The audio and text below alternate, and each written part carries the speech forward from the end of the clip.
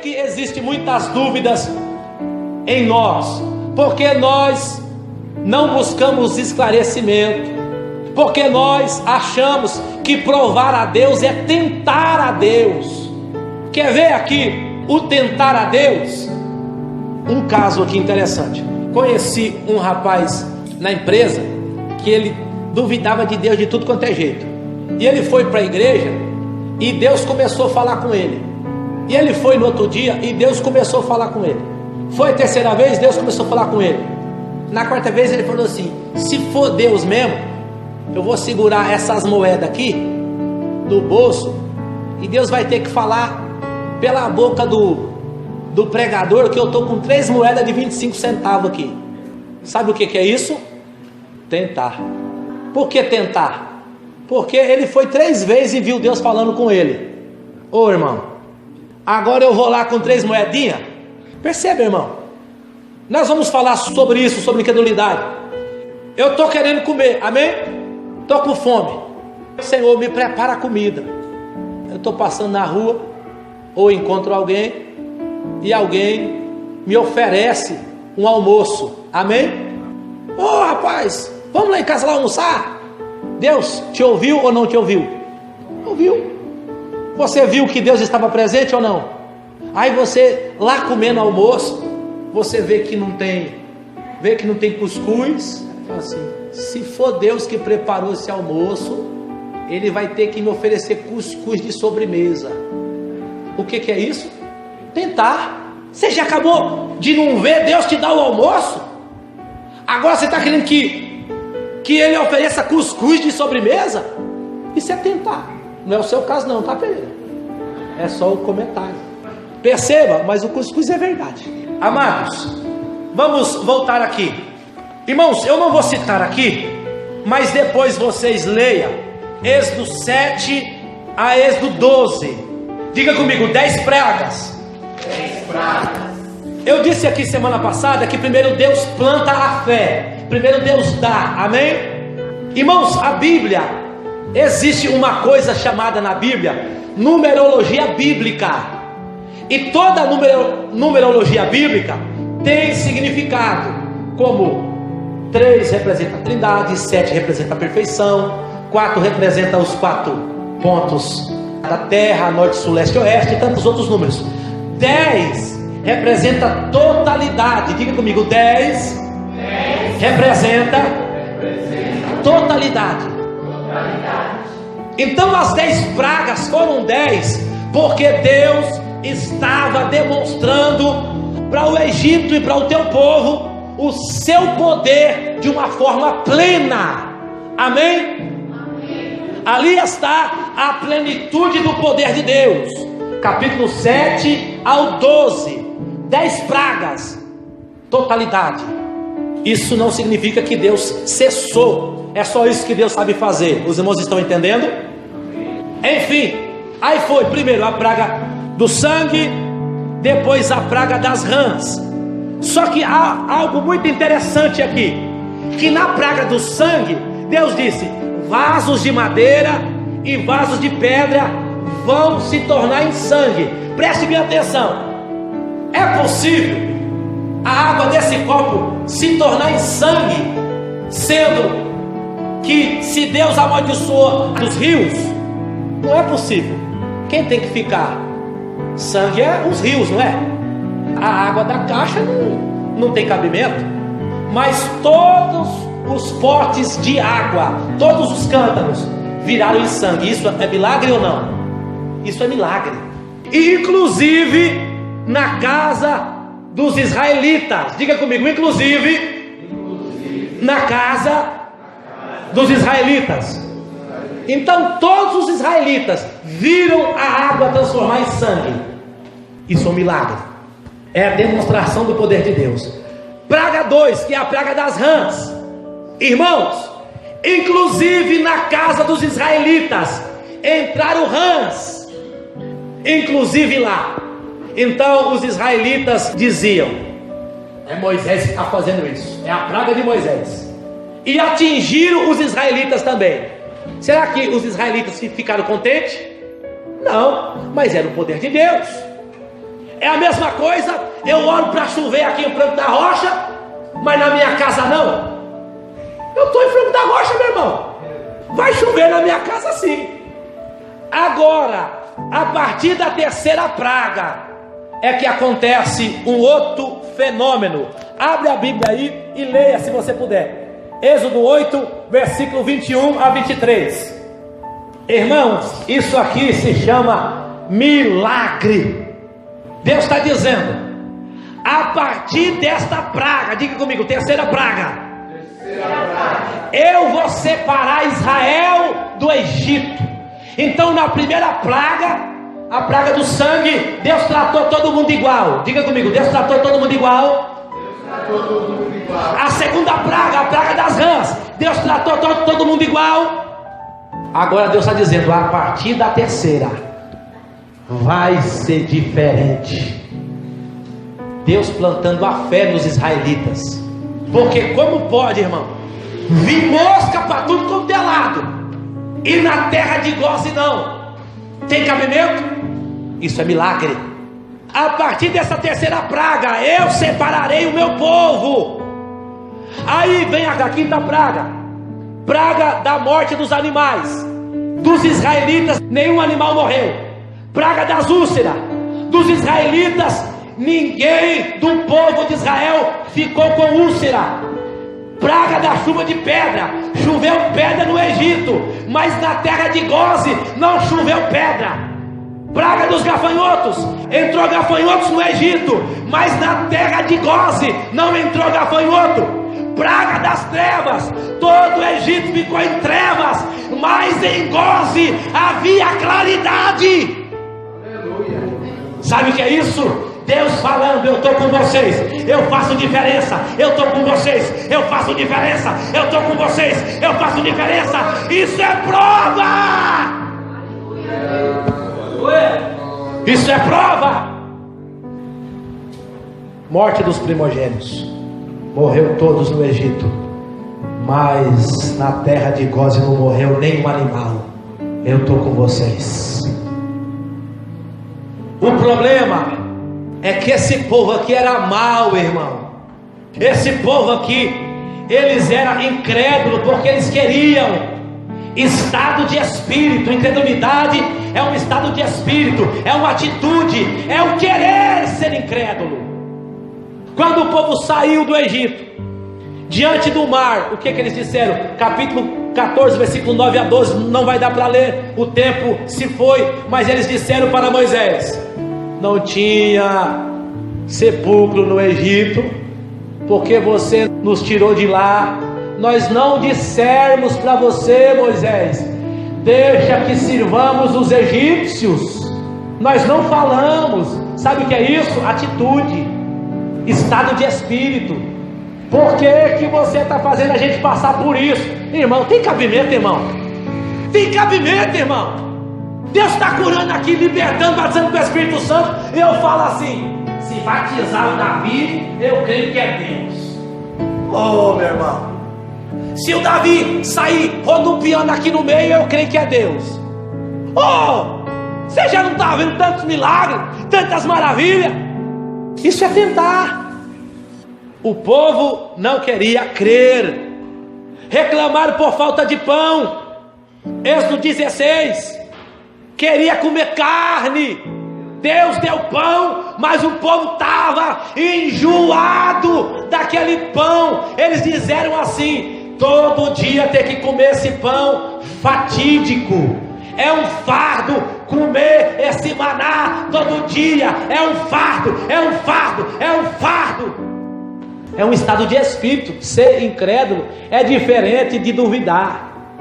Quem dera Deus desse carne para comer. Se Deus é Deus, Deus vai fazer carne. Ô irmão, isso é tentar. E Deus provou o seu poder, mandou carne. Mas o que ele fez? Enquanto a carne estava na sua garganta, Deus começou a matar o povo. Incredulidade, Deus não perdoa, a menos que você se arrependa. Depois vocês leiam, irmãos, Números capítulo 13, ao 14. Depois vocês leiam. O povo pediu para espiar a terra. O povo pediu. Então Deus deu ordem. Moisés manda 40 espias, 40 líderes. Diga comigo, 40 líderes. 40 chefes.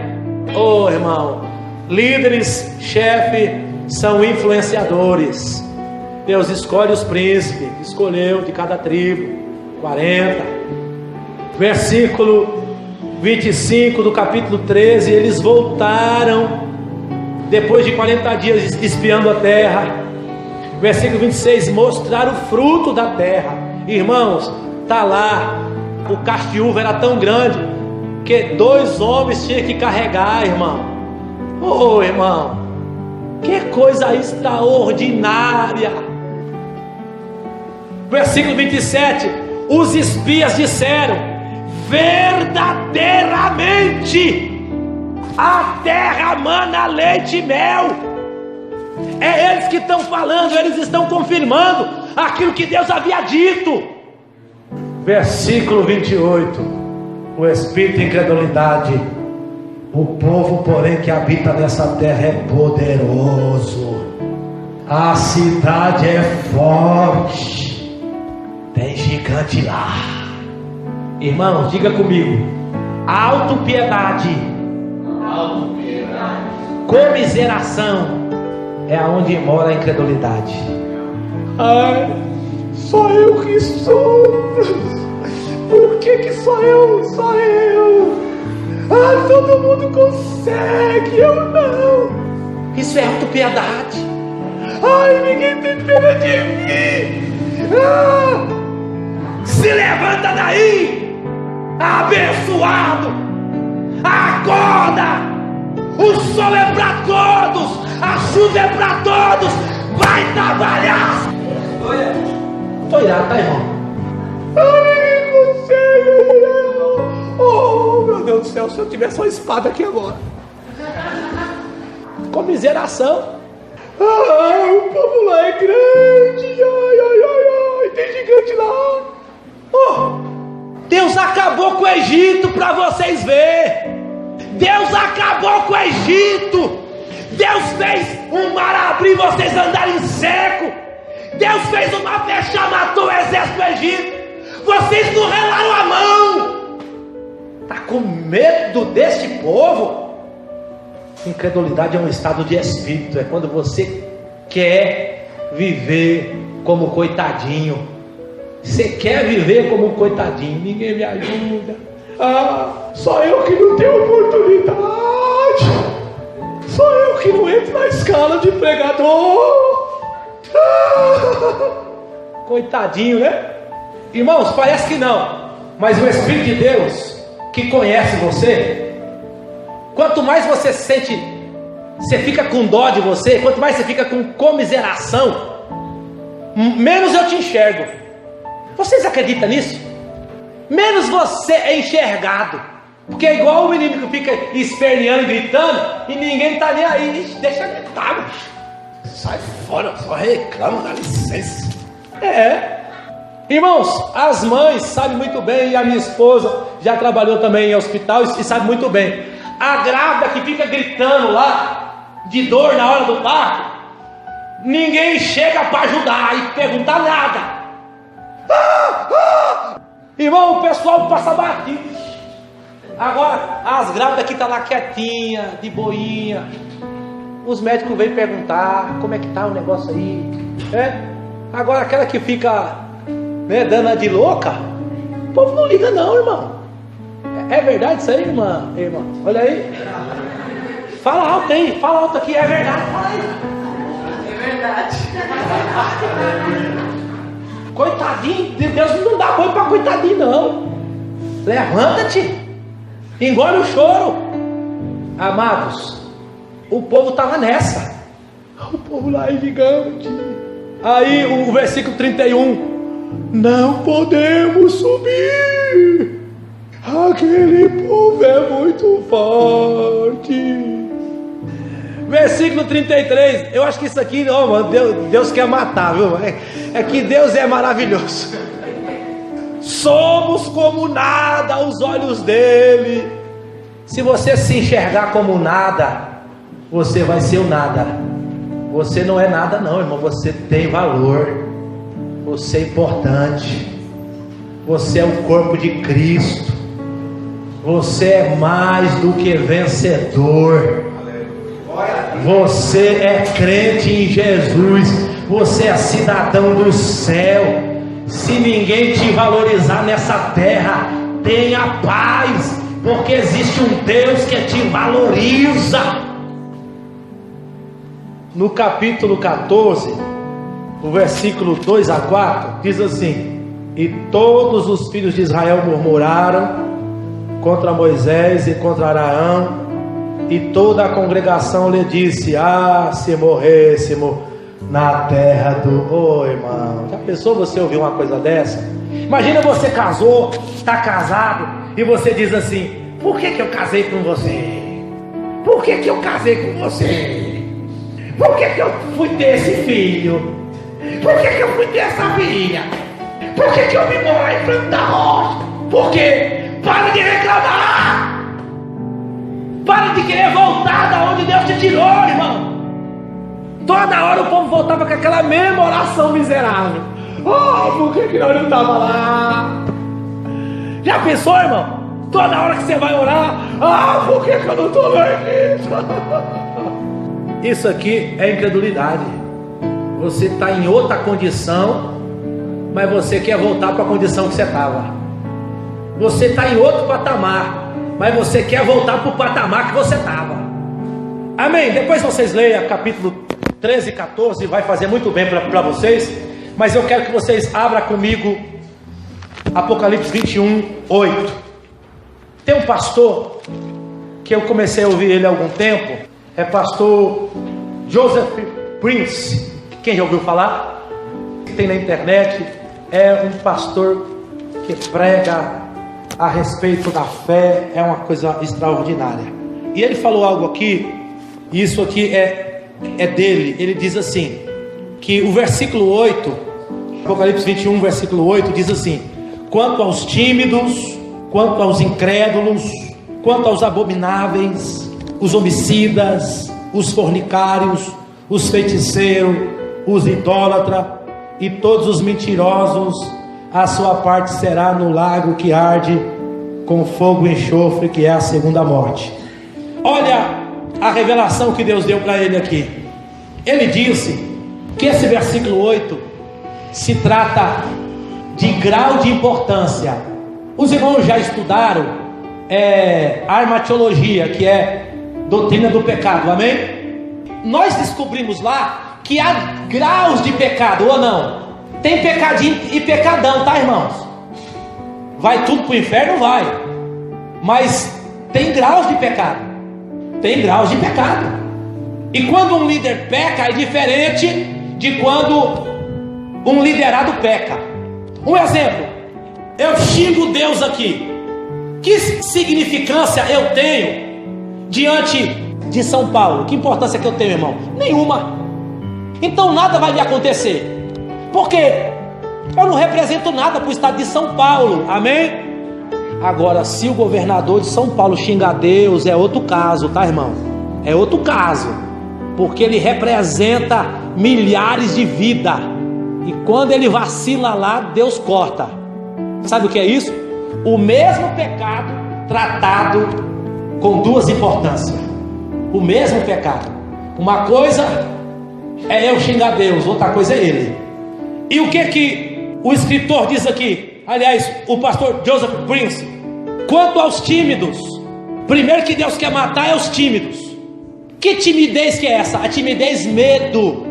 Lembra da parábola dos 10 talentos? Um teve medo de usar o seu talento, é timidez. Lembra de Sadraque, Mesaque e Abednego? Eles não foram tímidos. Nós não nos dobraremos diante da estátua. Lembra de Daniel, que a irmã Juscelia pregou? Não teve medo da ordem do rei. Não, eu vou orar ao Deus do céu e pronto, acabou. Não foi tímido, não teve medo. Mas Deus está dizendo: quem tem medo eu vou matar. Os medrosos eu quero pegar primeiro.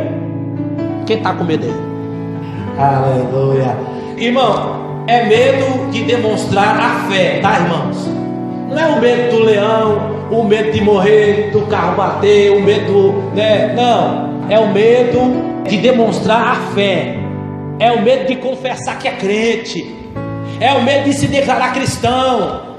Aí o segundo que Deus quer matar é os incrédulos. Depois que ele matar os medrosos, agora vem os incrédulos, aqueles que desejam duvidar, que deseja, que quer provar o contrário. Aí o terceiro, aí Deus começa, olha só, isso aqui é muito interessante, irmãos. Aí os abomináveis, quem comete abominações, Deus quer matar em terceiro lugar. Os assassinos em quarto, os fornicadores em quinto, os feiticeiros. Por que os feiticeiros está lá em sexto? Quase por último, porque feiticeiro tem fé, ou não tem fé? Tem fé, ele acredita nos demônios, acredita na macumbaria, acredita, então, eles têm fé, então esses aí tem fé, não acreditam em mim, mas eu vou matar depois, vou começando matando esses caras aqui. Aí os idólatras é depois dos feiticeiros, por quê? Idólatra tem fé, irmão. Quer ver pessoa que tem fé? Idólatra. Eles acreditam no Deus errado, mas tem fé. Tem crente que pensa que fé é coisa só de crente. Não é não, tá? Crente em Jesus. Não é não, tá? Fé é de todos os homens. Ah, nós é da Assembleia de Deus, nós tem fé. Não, irmão. Fé é dos homens. Fé é de todos. Não é só para um, não. Todos têm direito à fé. Depois que ele matou os idólatras, aí ele começa a matar os mentirosos. Perceba que a gente fala tanto de mentira, e na escala aqui Deus vai deixar por último. Já pensou? Porque o mentiroso, ele é uma pessoa que crê de verdade, né? Eu vou contar uma mentira aqui, vou enganar todo mundo, e engana mesmo, né? Fala que o sapato é bom, o sapato não é. Fala que o remédio cura, o remédio não cura, e as pessoas vão crendo, levando os outros na conversa. Amém? Queridos, que o Espírito de Deus possa falar melhor em cada coração. Semana que vem vamos continuar falando sobre este tema chamado fé.